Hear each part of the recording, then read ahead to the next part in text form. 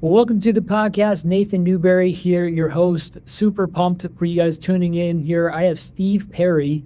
He is an advisor for so many people building out a talent hunting agency.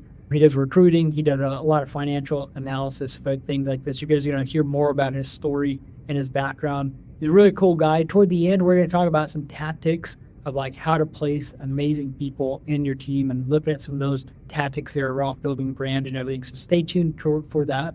Before we dive in here, I want everybody to have this free gift. Down below in the show notes, wherever you're listening to this or watching this, there's a full workshop of how to build a new online business. So everybody needs to check that out. It's a free gift. If you're trying to build your personal brand, leverage to know how to get more leads and revenue, this could be a really good workshop for you to be able to do that. So go check that out. Steve, as we dive into it, I want to hear kind of your take on what high performance means to you. What does that look like? How do you kind of resonate that whole thing with how you optimize your life and your business right now? Yeah, great question to open up. I've never heard anyone just like jump right into it like that. So I love that question. Okay. And I was listening, I was going back through my old YouTube stuff the other day, and there was a part where I said I was going to write a book called How to Never Hit Your Goals. And so my mind always goes to like, aim for the moon. If you miss, you're going to land among the stars. And so I operate off of a 12-week plan. Brian Moran wrote a book called The 12-Week Year. And the idea is like, if you focus on it, you can get what Norse people done in a year into 12 weeks. And so when I build that out, I don't know if I've ever actually hit like what I put on there. Because for me, to put something down on paper, like I got to be excited about that. I'm not going to put something down that says that if I hit it, I'm like, okay, well, duh, of course I was going to hit that. Like, it's got to be exciting for me. Now, one of the things I've learned in my leadership style that has not made me as high of a performer is that not everybody operates that way. There are a lot of people that like, they have to hit it consistently and every time to feel like they're winning. Otherwise, they're just going to get demoralized. But, specifically you asking me, I got to put something on paper that I am like really, really jazzed about. And if I get 70 or 80% of the way there, that's still more than anyone would have ever thought it would be. So that's what comes to mind when you bring up high performance. Love it. Love it. Tactically, planning, being intentional. I think that's real important. Well, tell the audience here, like what you do, even more in depth. Like, how do you serve people right now? Yeah. So currently I'm the founder and CEO of a company called The Well Recruiting Solutions. We are a traditional direct hire permanent placement recruiting company. Companies hire us to find the people that they need to grow their firms. A lot of what we do is we help firms that need more revenue. And so we're hiring the people that are going to drive the revenue, the salespeople. We work a lot in the wealth management space, so financial advisors, business development reps. That's typically the way we come in the door because it's really easy. We're companies like, man, you're going to charge me $20, $30, $40, $50,000 to find this person, but I know they're going to bring in $4, $5, $6, $7, $800,000 in revenue. And so, in a way, a lot like what you do, like we help companies grow their revenue by bringing the right people onto their team. And then inevitably from that, right, that creates problems when you bring in revenue. And so then we help them hire the other people that help clean up those problems. But that's what I do now. That's what our firm does. We have 38 people on our team all across the world. We work just in the United States, but in almost every state. Amazing. How did you build this? Like, bring us back to the very beginning here. You're a financial advisor, but you're also, went to college for different things. Like, you're a fisherman in Alaska. Talk about like the origin story of being a little bit different, as you're driving, you're building. Where did that all begin? Yeah. So I would say this is not something that I had built early on when I started, but about 5 years ago, I kind of created my life mission statement. And it is that I'm a bold, encouraging, and generous follower of Jesus Christ who will help fund billions of dollars to grow God's kingdom by leading others to live radically generous lives. And if I look back at, my origin story, right, that's been the theme all the way along. So I started my first company when I was 15 years old. You mentioned commercial fishing. That was my first job, deadliest catch style out there on the ocean. And I got to the end of that season and I saw my paycheck, which for a 14-year-old kid, I think it was a few grand for a month's worth of work, which is pretty good. But I'm like, I know how much fish we caught. I know how much the price of salmon is. Like I could do the math and I'm like, that owner did pretty well. I want to be the owner. And so I was 15, started my first company, Perry Pavement Services. So we did asphalt seal coating, crack sealing, asphalt patching, and I grew that company all the way through high school and college, paid my whole way through all of that without any debt. We were doing six figures summer, it's a real short season, but by the time I was finished up with my senior year of high school or with senior year of college. And so I knew I didn't want to stay in that business for many reasons I'm sure you can imagine, but I ended up becoming a financial advisor. So I interviewed at the local New York Life office in Anchorage, Alaska, and started my career 2006 when I was 20 years old. And because I had the ability to partner with a big brand like New York Life that essentially manufactured all the products and services, and then I got to do all the fun parts of business. And so I did that for 5 years and then had the opportunity to move into leadership and was promoted to partner in the firm, where my role then was to build and lead a team. Well, you can't lead a team if there's no one on it, and no one else is going to help me build that team. So I had to recruit the team. And so a lot of my time was spent recruiting. So over the 12 years that I was in executive leadership, I've done thousands and thousands and thousands of interviews. I've built and rebuilt teams in 3 different cities, states, Alaska, Texas, and Minnesota, and led firms with over 100 advisors in them. So a lot of experience in that. But what I found, Nathan, is after 17 years, I was making a good income. If I stayed in that role, I would make $30-40 million over the next 20 years of my career. Most people would say, you're crazy for giving that up. But I knew who I was because I had developed that mission statement. And I was not going to be able to live to the potential that I knew God had given me. And I wasn't going to be able, no one, working for someone else, no one was going to allow me to do that. So I had to step out. So I share the story. I was a week away from buying a firm as a man of integrity. I told my boss, hey, I'm probably not going to be here at the end of the year. And he's like, okay, you sure? I said, I'm not. Let's meet in 2 weeks. The next week, the deal fell through. The next week, they fired me after 17 years. And I didn't know what I was going to do. So, you talk about the origin story of the well. It was truly prayer. Every Monday, I would wake up and pray and fast and say, Lord, what do you want me to look at doing this week? And he would say, hey, go fly. I want you to fly here and meet with this person and shadow their business. And so I would do that. And then the next Monday, I'd pray and fast. All right, Lord, is that it? And he's like, nope. All right, what do you want me to do this week? I want you to call these 10 people, ask them these questions. All right, so I called it. And I was I had a weekly assignment for several weeks until ultimately he made it clear that I was to start a recruiting company and go back and serve the people that I worked with so closely for so many years. And I'll tell you, the only way that I knew for sure, one of the projects he sent me on is he said, go to India.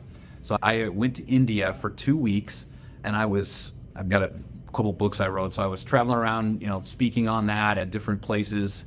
And I was talking to these guys that had literally had family members killed for their faith, had been run out of their villages, had their houses burned down. They're living on $50 a month. And I'm sitting there and they're asking me, what are you going to do when you go back to Alaska or go back to America? And I'm like, well, right now I'm thinking about starting this recruiting company. They're like, oh, tell me about that. And so 30 minutes later, I took a breath and I'm like, all right, if in the middle of all of this adversity around these people where I just want to kind of sell everything and go help them, I can be that excited about that, that's it. And so that's where I knew that was my next calling, was to build this company. Wow. Yeah, I got goosebumps, man. I mean, that's the alignment of impact in your life. And what you thought was a closed door, it turned into an open door, right? And those are hard moments. Yeah. Were you married at that time when you lost that? Oh, yeah. Yeah. How did your wife take this when all of a sudden you lost your job and now you're trying to figure out a new identity and path? I mean, that's not an easy conversation.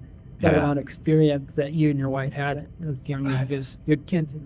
Yeah, no. So that happened in September of 2023. April of 2023, Nathan, we were both sitting at, I don't even remember what it was, some 5-star hotel, listening to the top executives of the company I worked at share their vision. And we're sitting in the second row and the guy's 10 minutes into his speech and we both look at each other and we're like, we're not supposed to be here anymore.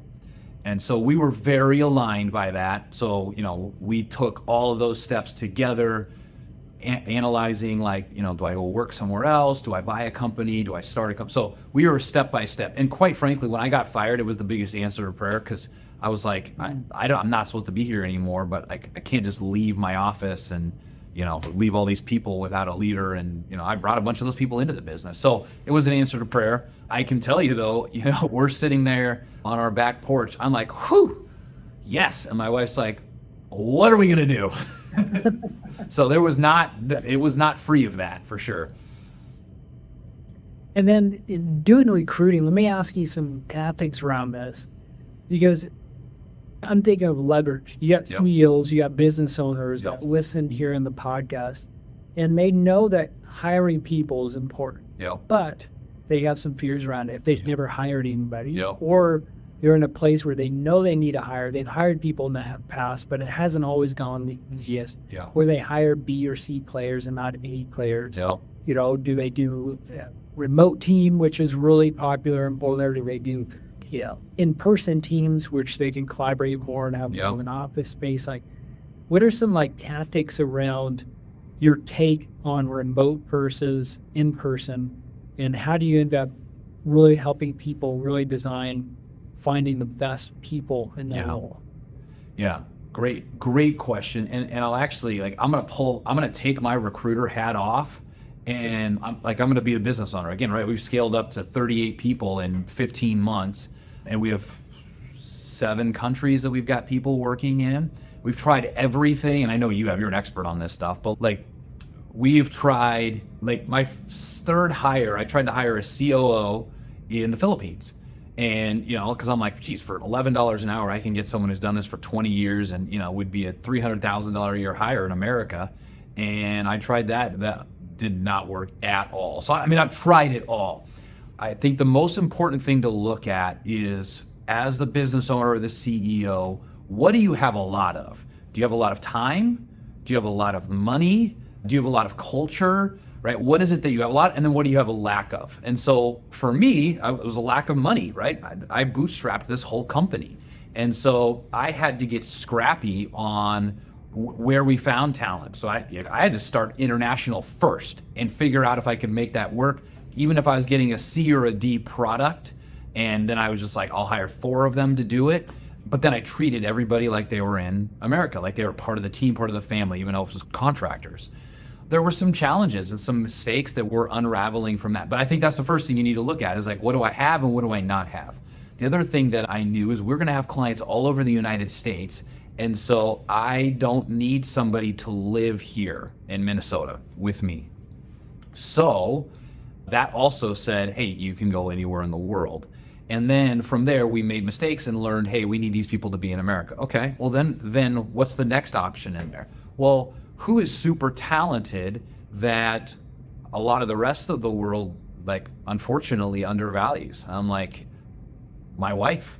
My wife has her master's degree and is one of the hardest workers in the world, but she hasn't worked a real job for 8 years, a real job.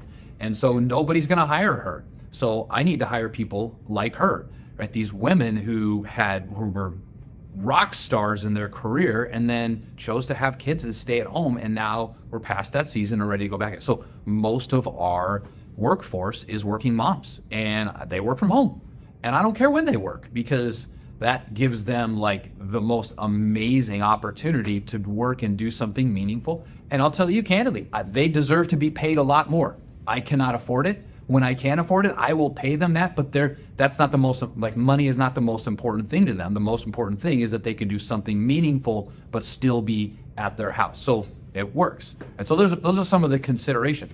My business partner, his office is right next to mine. He's our COO. That would be really difficult to have remotely somewhere else. It can 100% be done, but we benefit a lot from being able to walk right next door and make decisions on the fly. Yeah.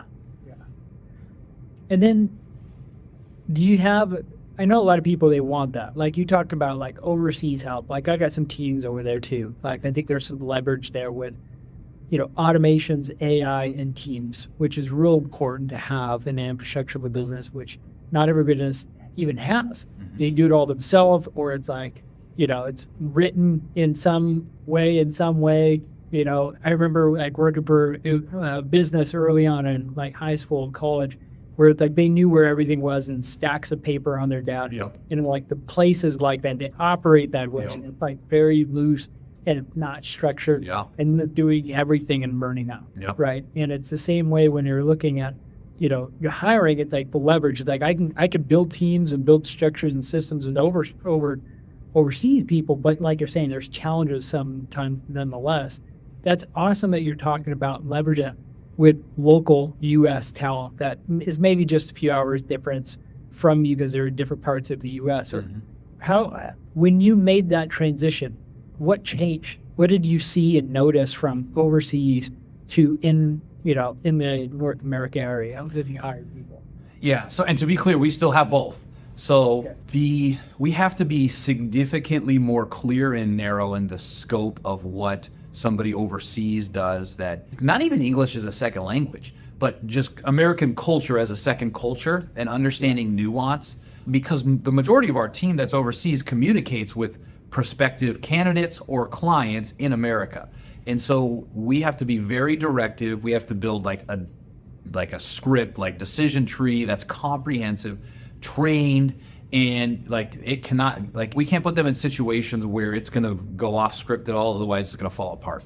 And so that's what we've learned, that we really have to define, like, Loom videos or like training videos are super important. SOP is super important. My business partner is a aeronautical engineer turned COO, and so his brain works the exact opposite mine does. I'm smart enough to know that we need that stuff, but I'm way too dumb to build that stuff. And so he does all of that. And so I would say that's, when we go to America, I could like immediately tell it once and they're like, I get that. I've been there. I see, even if I haven't done that, I get it. And so there's a lot faster learning curve and a lot further or broader of a job description that they can have. And the same person can do that instead of having to hire 5 people to do each of these narrow tranches.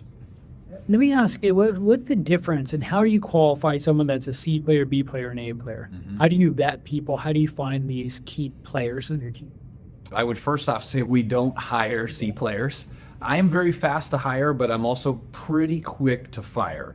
What I try to do, like if you look at my job descriptions when I'm putting posts up, it's the success plan, like it's the 90-day plan. And so it's pretty clear like whether they're successful or not, whether or not they're doing that or not. Now I will say, Nathan, where I as a leader have failed is, as you know, like in the startup world, sometimes you don't know what the KPIs are going to be and what the results are going to be from that. And so like I've hired SDRs and I've said, you got to do this, and they've done it and hasn't got us a single result. And I'm like, okay, we might need to reanalyze that.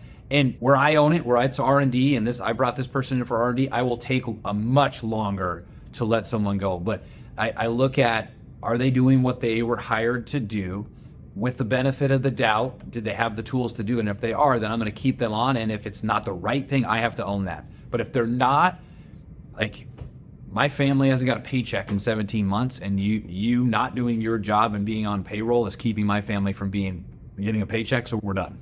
So I would say, most people say hire slowly, fire quickly. I hire quickly and fire quickly. And then quite candidly, because I've talked a lot about this, it's 100% the Holy Spirit. Like I will sit in a quiet place, in fact, that chair right there, and I will just pray about that person and like, what's God doing in my gut, and yay or nay. And we've saved a lot of bad hires that way, by the way. Tell me about like the business part, what you had to gone through. Like I kind of bucketed like business in 4 areas. You got to market yourself, sell your service, do the fulfillment, and then also like build out systems and leadership. With your role, you have a co-founder, which is not a co-founder. So I was only founder. He came in about 4 months in after we had MVP. Okay. So how do you end up running your business? Many times it's like you got to figure out how to get leads and sales. How did that beginning stage look like? And what would you suggest if you went back in time to kind of look at what you're doing now to really kind of build out the business that we've seen where you coach people on now?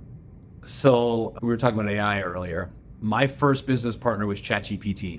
So I sat in my basement for probably 2 weeks and like, I don't know if this is the number one hack, but it's a really big one that I would share with someone is like premium ChatGPT account immediately and do everything in there. Get the app on your phone, talk to it all the time. And like you need the voice wave or whatever so you can dictate it to it. because I told every single thought I had, every single like process through what am I missing, what should we add, and so all of like you're talking about, right? Like marketing, sales, ICP, social channels, branding, the logo, like everything.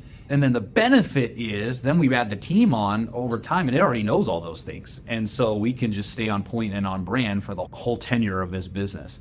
But I knew, so I'll go back to say my career at New York Life, my job was to take somebody who was a sales manager at a, restaurant group and bring them in and to be a financial advisor. And there was no salary and they had to go. So like my job was helping people bootstrap a business from scratch that they've never been in before. So I knew nothing else mattered but sales.